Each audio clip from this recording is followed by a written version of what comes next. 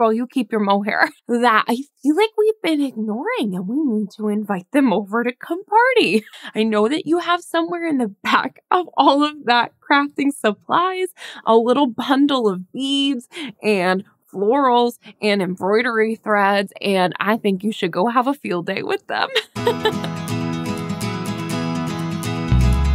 I'm Nora, and this is also known as Nora Knits.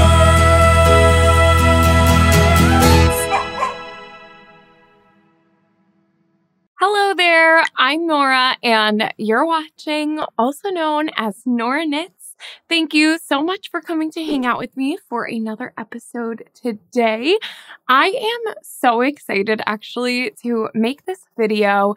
If you have been here before, then you might know one of my favorite things about knitting is the aspect of making your own clothes in the way that you want to, but then also the way that you're pairing it and styling it and all those other elements that make knitting more fashion. And I enjoy the hobby just as much as I enjoy the actual owning and wearing of the garment. So another thing that I do really enjoy doing is trying to kind of keep up, and not necessarily in a way that I am actually implementing all of these things in my daily life, but I do enjoy sort of, flipping through a magazine and seeing what the trends are and how things are shifting. And I especially always think that that's interesting at the beginning of a new year.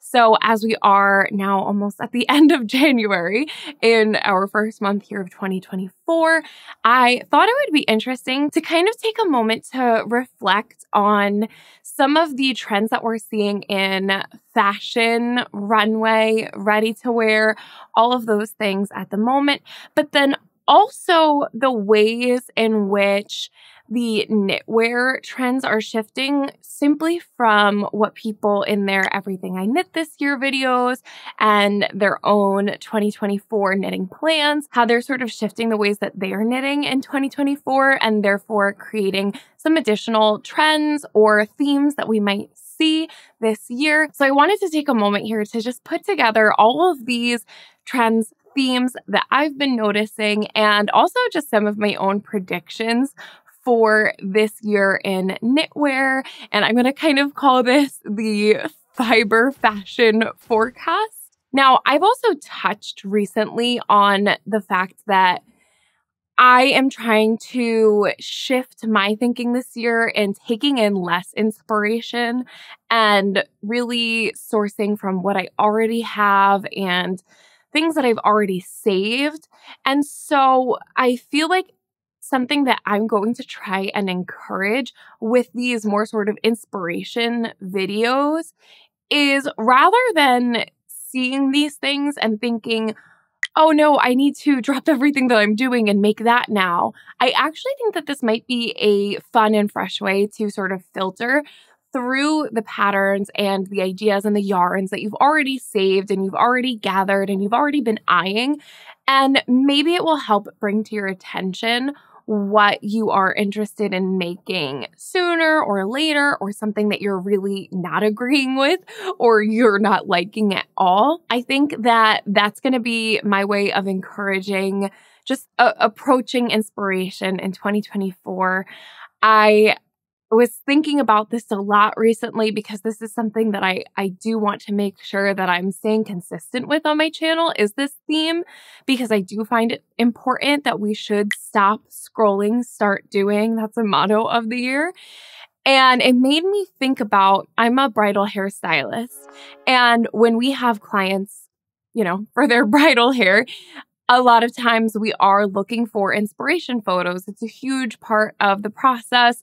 And if you've been a bride before, or if you know someone who has, then you know that this is a really important part of the process where you are scrolling through and finding images of things that you like and, going through it and deciding what elements of all of that you're enjoying. But a lot of the time, brides wind up coming in and saying, I don't have any inspiration photos. I couldn't find anything that I like.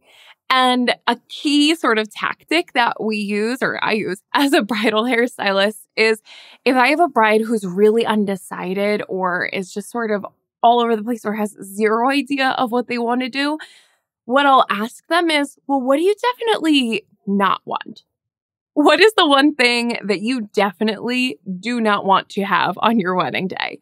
And those things come to mind real fast. I've done this before too when I was working behind the chair as a hairstylist with hair cutting. And I would say, someone would come in and say, I don't know what I want. I just want to change. And, they might even say, do whatever you want. And I'll say, well, what's the one thing you really don't want me to do? And I don't want bangs. I don't want it to go above my chin. I don't want it to, there's so many things that immediately you don't want. And so I feel like if we can start looking at inspiration in this way of internalizing and taking down some mental notes of, I liked this, I didn't like this, hopefully it can help you narrow down the inspiration, the materials, the tools that you've already gathered, and just help you to, maybe be that final push. My goal with inspiration is not to inundate you, but rather to maybe be like that billboard that you see on the highway when you're really in the mood for a milkshake. And you see the billboard that says milkshakes off exit 5 and you pull off. That's sort of the approach that I'd like to take. I don't want to inundate you. I don't want to be just another thing you have to add to your list, but maybe rather that one little push that you need. Or again, that last thing that says absolutely not. I will not be knitting that this year. So that's kind of my thinking. Let me know how you feel about that. I've really been putting some thought into this, and I'm actually very excited about the approach that I'm going to take here on the channel for the next little while, but also it's allowed me to kind of dive down these avenues with this refined thought of, I don't know, it's just taking little details, little aspects and enjoying. It's flipping through a magazine. It's just enjoying the thinking about making and who knows where it's going to lead us. So that's kind of all the intro I have for you today. I'd love to just go ahead and dive on in. So for these predictions or this fiber fashion forecast I have selected 5 different categories. And I'm going to try and keep some photos, some images, visual references for you. And I'm really doing my best in this video to avoid pulling actual patterns.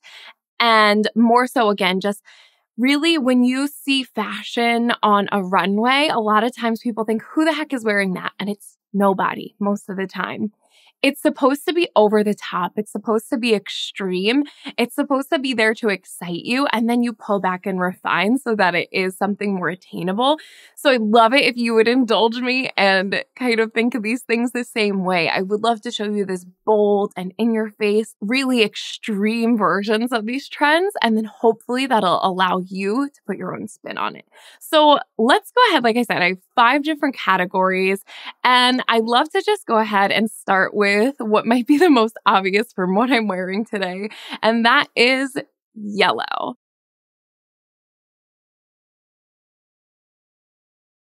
So we're saying hello to yellow in 2024.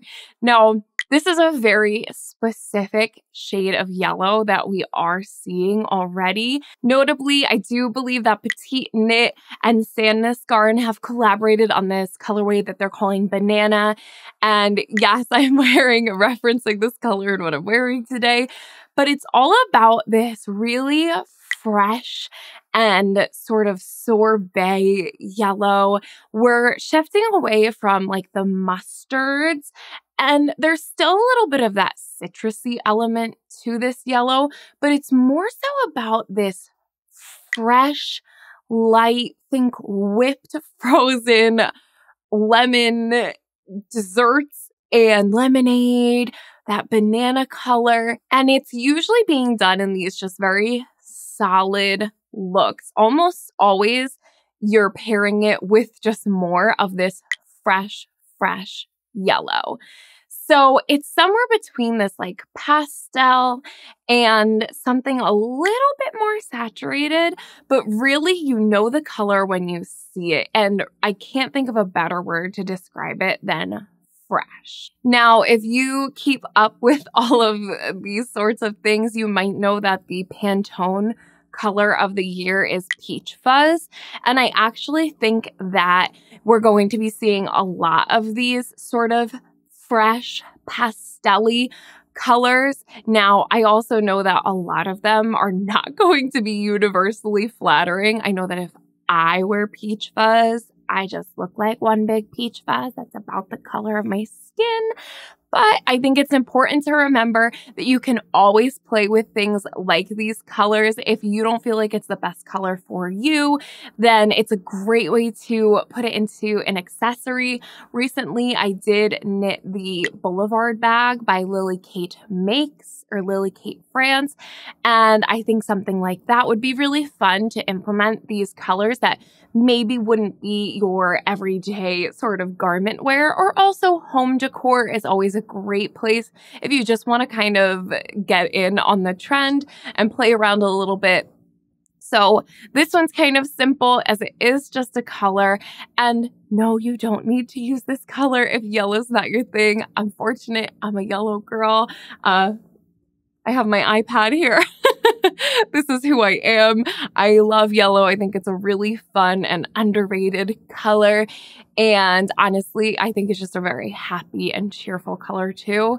So I think that we're moving on from the pandemic and all of the chaos that has, brought into our homes, and really just trying to cheer things up with a little bit of fun, a little bit of life, a little bit of color.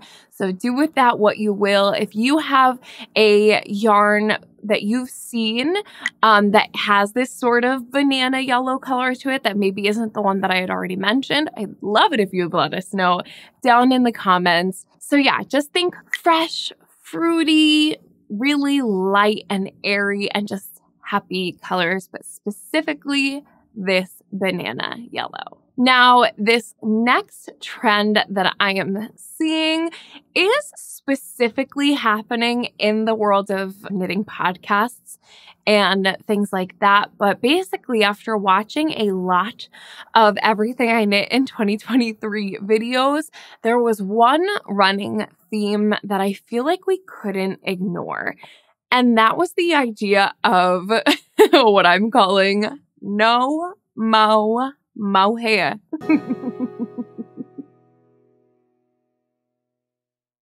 I think the mohair, and I'm going to clarify, because specifically holding mohair with a strand of fingering or another just strand of standard wool yarn, you know what I'm talking about. Holding those two strands together to create a fabric that is solid but has the fuzzy halo to it. I think that the mohair strand has been around for forever, but then in the past 2 years, it became very popular and even trendy in the world of knitwear, to the point where everywhere you looked, all you saw was mohair. Then over the past year, again, we're talking about, it's always life that's influencing fashion. And you're going to see that in the way, in many different aspects. So like I said, with the yellow thing, it's a lot of like the world outside is a little chaotic and dreary. And so we're brightening things up and lightening things up with what we have control over. So similarly, we're spending a lot more time at home, a lot more time being comfortable. Fashion is moving into a more casual place, and mohair, while it looks really great, people are just finding it's not the most comfortable. And of course you can disagree, and of course you can keep using your mohair, but I do think this year we're going to be seeing a lot more designs as well as just knitting applications of no mohair. And I would even venture to say that in its place, we might start seeing a little bit more marling. Marling meaning that we're still going to be holding two strands of yarn together, because for some people that is a preference. And especially when you can control and play with different fiber combinations. I know this past year, I actually knit my Lika pullover with a strand of 100% wool and then a strand of alpaca silk. And I really enjoyed the fabric that I got out of that. So I'm not saying that we're not holding two strands of yarn together anymore. We're going to see a lot of that still. But in an attempt to have some fun with it, even coming from a perspective of maybe stash or scrap busting, I think what we are going to see more of is marling with two different colors. So notably, we've been seeing this on the runway, specifically from the brand Loewe. And it's done with these chunkier yarns and lots of different colors, but there's a lot of different interesting marling going on. I personally think that this is a really fun way to maybe play with a color that you wouldn't normally be comfortable with wearing all over. So even let's say our banana yellow, maybe by marling it with something like a cream or a beige, it would sort of desaturate the color a little bit and make it more approachable. It also keeps things a little bit more interesting without having to put in any extra effort. In fact, when I was showing some of my inspiration here to my boyfriend, he thought that this was color work. So I think that there's something to be said about the fact that it's the same amount of effort that would go into your standard stockinette sweater or any other piece. However, you get the extra visual interest. And I also think this is a great way if you are someone who has been hanging on to scraps, specifically those magic knot balls that I know podcasters like the Crazy Sock Lady. She is always working on one of those magic knot balls. I have yet to do this, but I think that if you have one of those laying around, this is the perfect opportunity to use that up.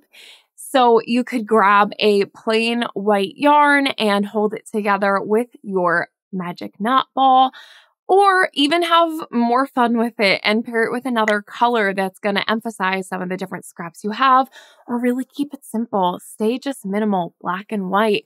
Total classic. It's a great way to have another basic that just has a little bit more interest. Like I said, same amount of effort for more impact in the visual. That's always my favorite way to approach making.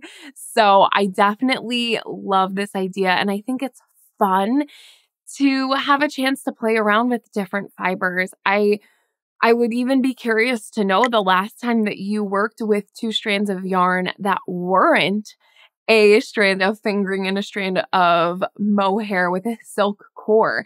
Have you ever tried playing around with an alpaca and a wool, or any other combination? Heck, a wool and a cotton. I think just have some fun with it and experiment, and really use this opportunity if on your 2024 intentions, if stash busting was on your 2024 intentions, go have a look at your stash and maybe pull some combos that would look good together. Start small with a hat or a pair of socks. And then if you're feeling bold and brave or just a little bit more adventurous, go ahead and dive in with a sweater. I definitely think at some point this year, I would love to have a nice marled sweater. I just think that they're fun.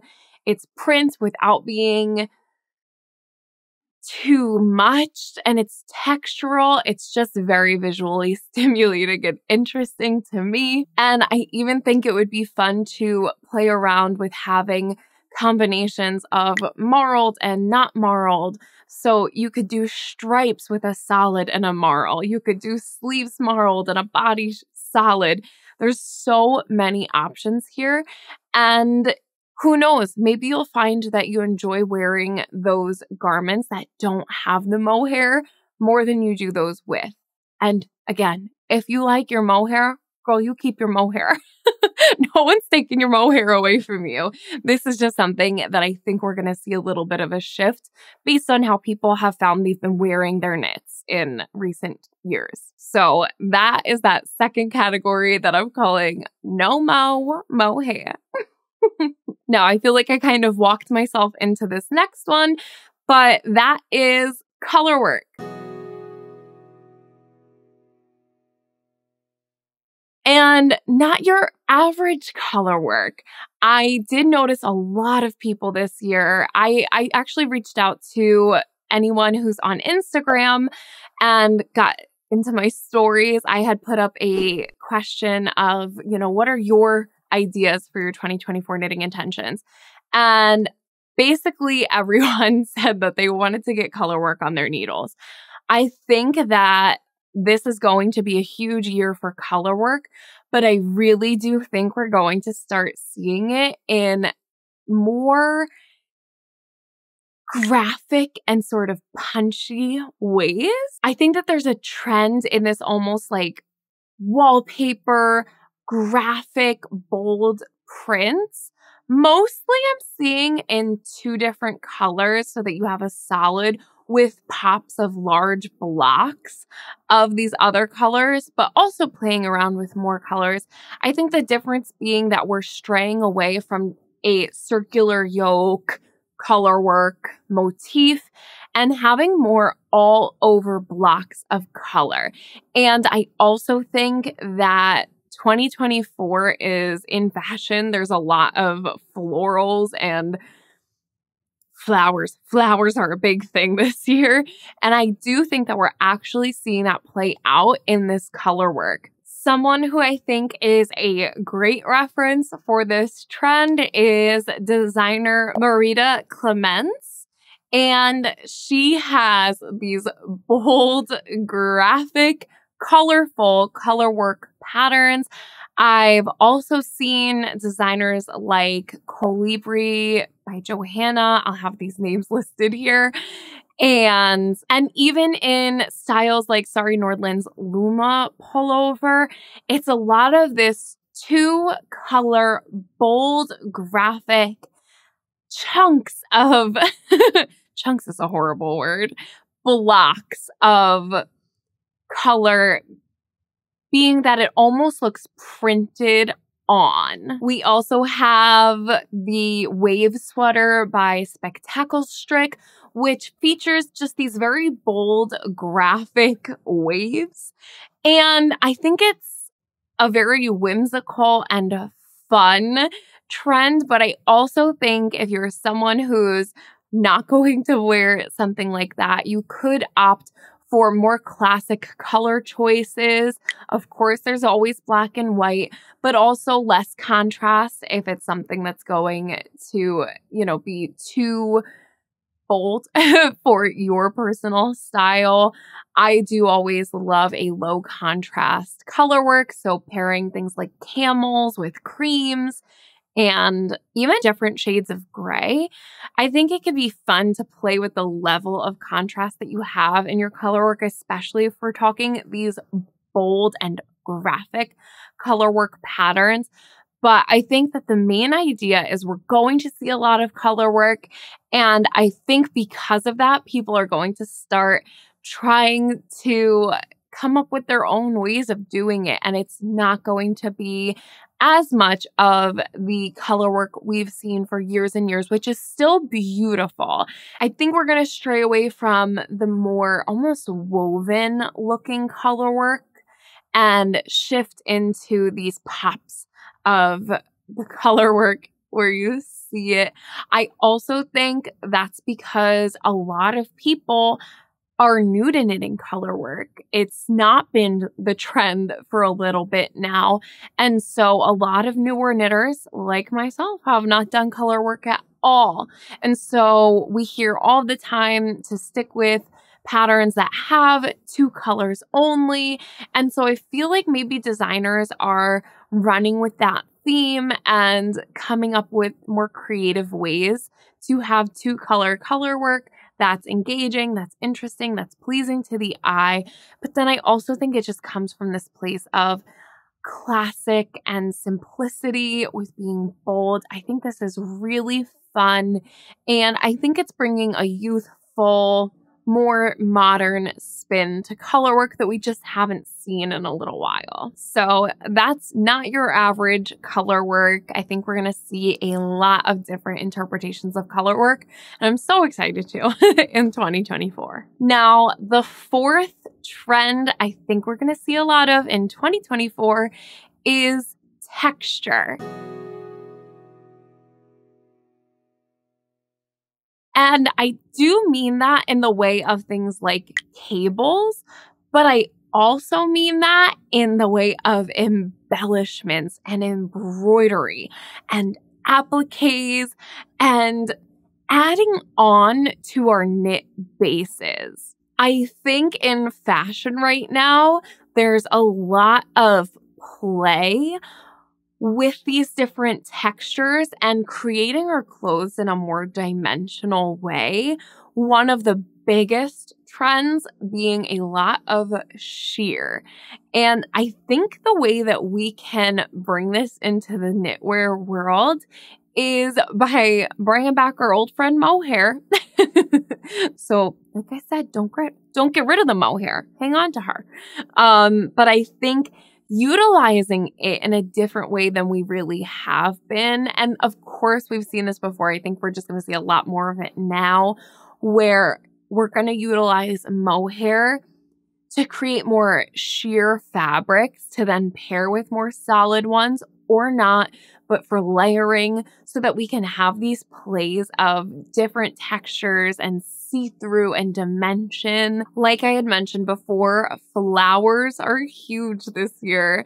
So I think we are going to see a lot more of this embroidering of flowers and other motifs onto our fabrics, be that in a solid color, so everything is monotone and you're just seeing these textural differences, but also in more bold ways and really having truly embroidered, colorful motifs onto our knitwear. I am particularly interested in this whole category.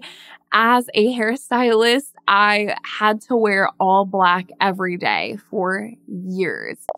And as someone who really enjoys personal style and fashion, I struggled with that at first because one of my favorite things to do was always wear color and play with different colors and styles in that way. So when I found myself having to wear black all the time, it really forced me to push the envelope with different textures.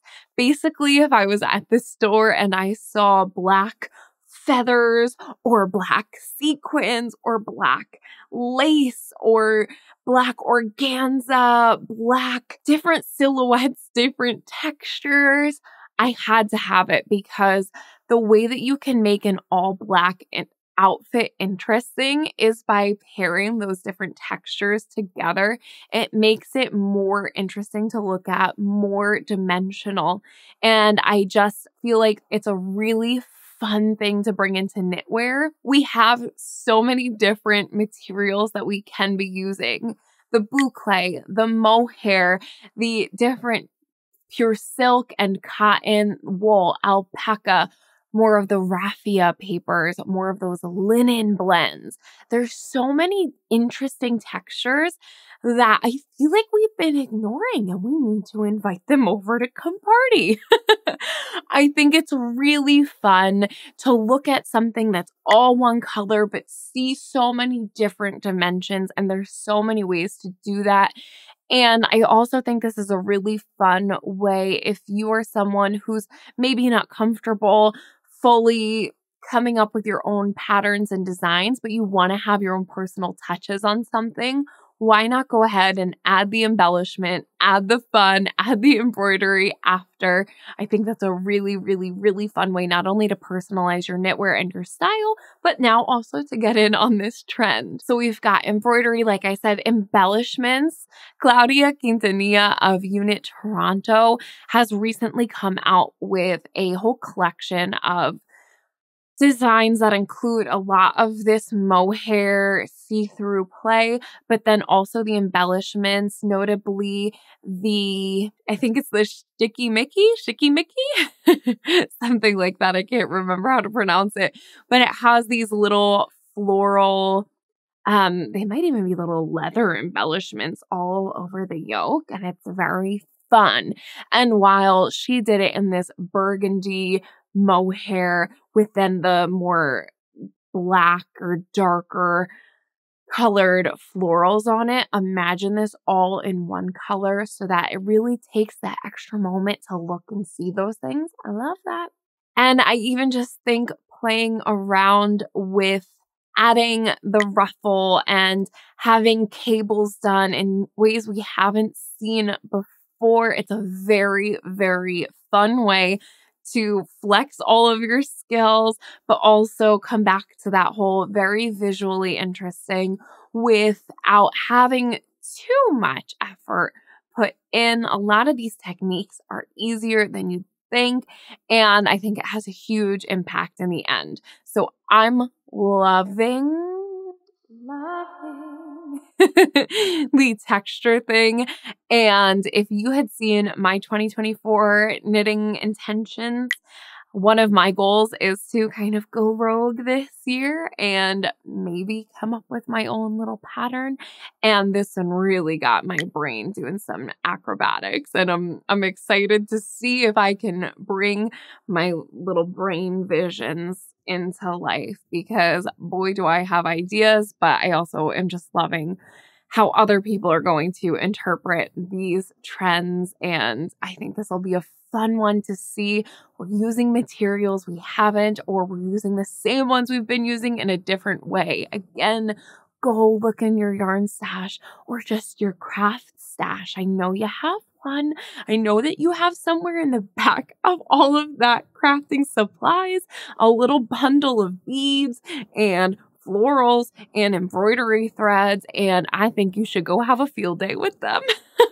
Now, that being said too, if all of this seems too much, I even think seeing texture in the way of more bold and chunky finishes, like a 2x2 rib instead of a 1x1, or maybe swapping out plain stockinette for wider spans of ribbing, and even more lace and just textural actual stitch patterns is going to be a great way to get in on this trend, and honestly just so inspiring to look at. I enjoy seeing those types of designs anyway, so I'm really excited to see if you have a way that you're getting in on texture this year. Definitely let me know what pattern you're planning to use or which of these techniques you would like to try out, because I think this would be a very, very fun one for us all to play around with this year. So that's texture. Now, last but not least, this trend, I think we've been moving into, whether we knew it or not. And I didn't realize it, but I guess I was kind of going leading up in order of excitement to what I'm really eager to get my hands on. And this is all over knit fits.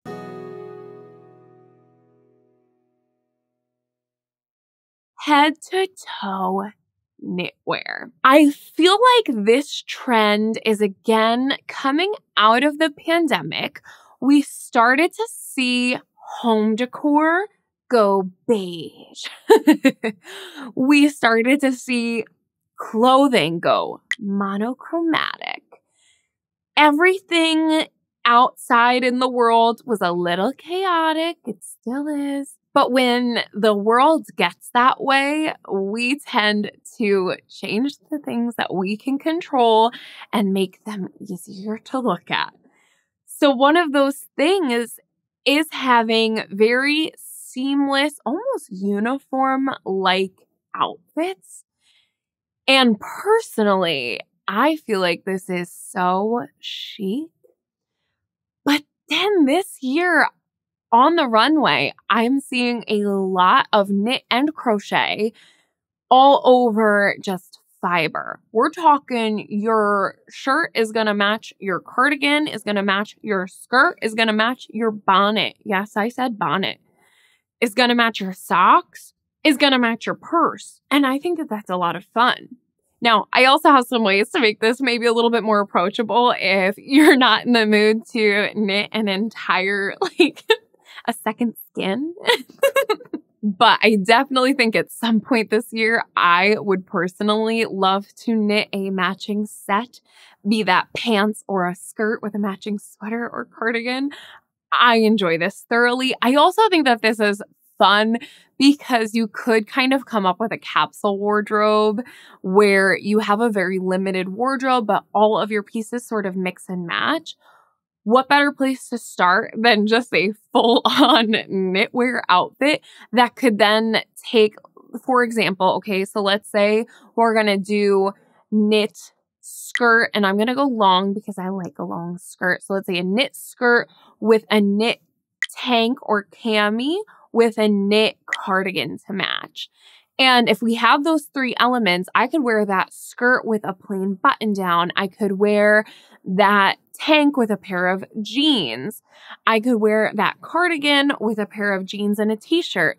Or I could wear it all together, or I could take just the tank and the skirt, just the cardigan and the skirt, just the tank and the cardigan, just the cardigan and the skirt with a different shirt.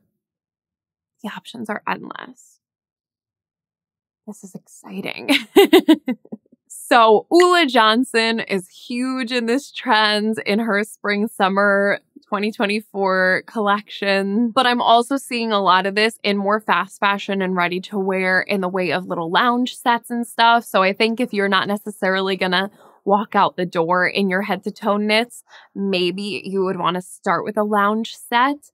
And I also think this is just a great time to knit pieces like I had done in the fall or the late summer and fall of last year, where I knit my All Good dress by Magdalena Parker, and that is a maxi dress, all knit. I think a lot of long line cardigans are going to give you the effect of this sort of head to toe knit fit. And it's going to have everything looks so luxury and so expensive. Of course, it's going to cost a little bit more because we're using a lot more yarn. But truly, I think if you do these in the right color and the right fiber, it is going to be such a staple in your wardrobe and one of those just timeless classics you're going to have forever. At the end of the day, knitwear is never going to go out of style. So as long as you're smart about knowing your own style and your own personal taste, I think that you could take this trend and do a lot with it. But I also just think if you've always wanted to knit a pair of pants or a skirt or a long dress, now's the time. Go ahead and dive in if you've been eyeing those patterns already. Like I said, I want to be the billboard that just kind of pushes you over the edge to go knit it. So I can't necessarily say that I'll be knitting myself a bonnet anytime soon, but never say never. Otherwise, I really do want to see where this trend might take me because I am all about it. I really do enjoy those monochromatic outfits. I think it's very fun. And I also think if you want to then go ahead and play with texture some more, you could say knit a top and pants in a black yarn, but then it's always classic to pair those with then a black blazer or a black leather jacket, or swap it out for some black jeans. And so I think it would be clever to really evaluate your wardrobe prior to doing this and see maybe what could fill the most gaps while still creating one uniform look. So I'm very excited about this trend. I really hope we see a lot more designers coming out with things like those longer skirts and pants. If you have a pattern that you've seen that you feel like would work for this trend, definitely let me know. Because yeah, I would like an all over knit fit, please. Yes, sign me up. Head to toe knit fit. So that is my fifth and final trend of my fashion fiber forecast for 2024. I hope that you found some inspiration, maybe just some interesting points in this video. If nothing else, I hope that this kept you company while you were working up your own project. And like I said, I wouldn't take any of these things as a hard and fast. After all, this is one person's idea, and this is largely based on my own intake of fashion and inspiration as well. So these are just the things I feel like I've been seeing in fashion, knitwear, the collision of the two, and also just some of the things I'm excited about. I feel like it could be fun from here to maybe branch off into separate videos where we could dive even deeper into these individual trends. So if that's something that you'd like to see, go ahead and just let me know in the comments. Otherwise, like I said, I hope you enjoyed this. If you have a favorite of these 5 trends, let me know which one it is. If there's one that you're like, girl, no one's doing that this year, also let me know what that is. I had fun just putting this video together, so I appreciate you being here to watch and hang out with me. If you enjoyed this video and knitting content in general, then I would so appreciate it if you would come hang out with us more often. I do post weekly podcast episodes on Saturday mornings at 9:30 a.m. Eastern Time. And if you'd like to keep up with me more real time, also see where I am posting when I wear my knit fit of the day. That's what I'm calling it, by the way. Knit fit sounds cuter than knit outfit. So on Instagram, I am trying to post whenever I wear my knitwear in my Instagram stories, and I'll use the hashtag KFOTD, knit fit of the day. And please feel free to use that hashtag too. I'd love to see your own knit fits. And that is on Instagram, like I said, at akanoraknits. And yeah, that's it. If you liked this video, then I would so appreciate it if you would go ahead and just give it a thumbs up. Please feel free to subscribe, and you can ring that bell if you want to be notified when videos just like this one go up. Otherwise, big ol' thanks for watching. I will catch you on the next one. All right, you guys. Bye.